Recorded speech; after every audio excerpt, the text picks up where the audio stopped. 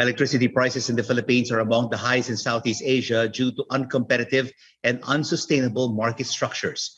With us is GNW's Giin to give us an outlook on the country's power industry. He joins us now live from Singapore. Giin, thank you so much for joining us.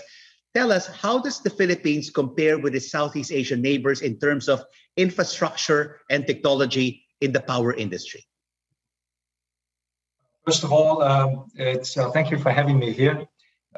Yes, we get to hear about, first of all, we get to hear about aging power infrastructure. And of course, the need to modernize it. For the Philippines, I do have to say the main or the larger power utilities are progressing really well with their asset modernization plan.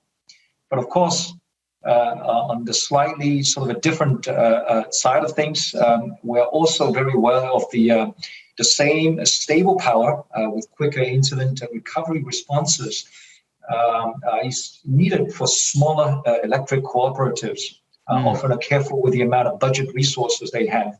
So because Giin, according to global data, the power demand in the Philippines will increase significantly, driven by power demand in residential use. What can we do to ensure that we will not be facing a power crisis going forward? I would say growth in power demand is normal. I think the bulk of it, it's still in more on the industrial activities. I think if there's going to be a demand growth, it's likely a reflection of the industrial activities that is growing. So I think from an economic standpoint, it's healthy. I think the recent figures, if I'm not wrong, I think around Luzon the increase is about 6. Visayas and Mindanao, it's around 9 or less than 10.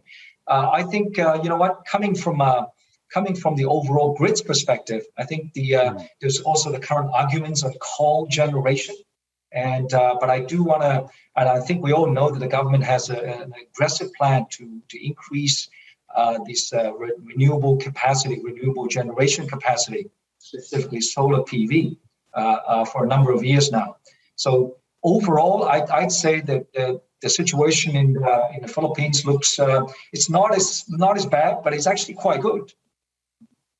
And currently, Giin, there are energy issues that the country is facing right now, from rising energy prices and alleged irregularities in power pricing. How can we lower costs and avoid these irregularities through GNW's products and services? Yeah, absolutely. I think, look, cheaper generation plays a part.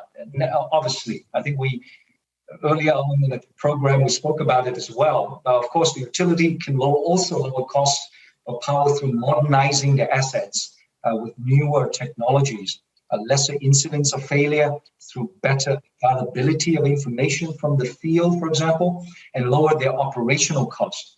Overall, the utilities get more profitable, passing the savings to the consumers. And of course, they also provide better quality of power, better service, and also attracts investors too. So I think it plays a part. It plays a part, the equipments.